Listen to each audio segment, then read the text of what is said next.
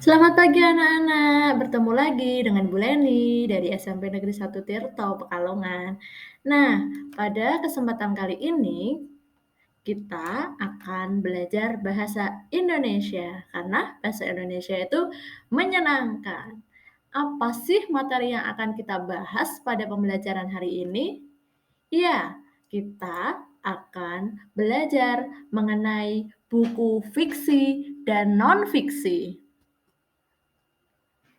Tentu, kita harus bisa membedakan apa itu buku fiksi dan buku non-fiksi. Mari kita simak penjelasan Bu Leni ya. Buku fiksi berisi gagasan, ide, perasaan penulis yang bersifat fiktif imajinatif. Buku fiksi perlu dibaca. Untuk apa? Untuk menambah wawasan, memupuk minat baca, dan memupuk kreativitas kalian. Apa saja contoh buku fiksi? Bisa kumpulan dongeng, cerpen, novel, dan drama. Di bagian atas, Bu Leni sudah menampilkan contoh novel berjudul Sabtu Bersama Bapak. Novel ini juga sudah difilmkan loh. Kemudian, apa sih buku non-fiksi? Buku non-fiksi merupakan buku yang memaparkan ilmu pengetahuan baik secara teknis maupun secara populer. Lalu, apa Bu contohnya?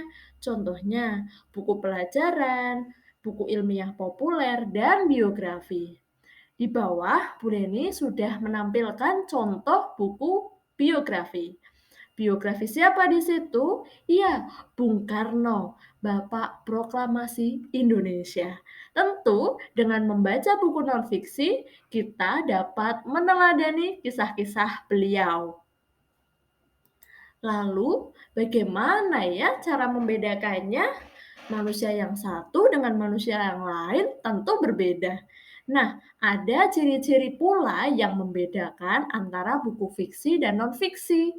Kalau tadi ada novel berjudul Sabtu Bersama Bapak, di slide ini Bu Leni memberikan contoh novel yang lain, yaitu berjudul Pergi karya Terelie.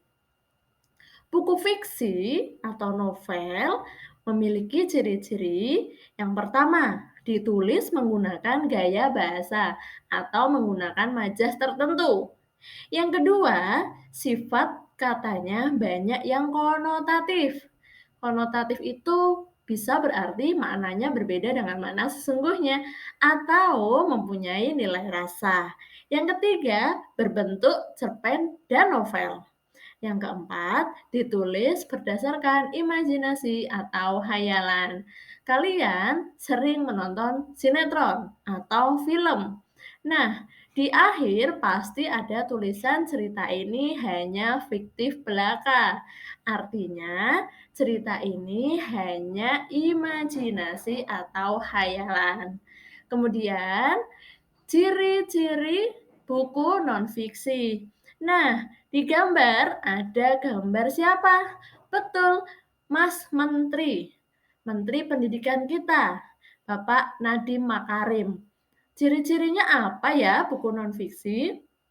Yang pertama, ditulis dengan bahasa yang formal. Yang kedua, menggunakan metode penulisan denotatif. Yang ketiga, bersifat faktual atau berdasarkan fakta.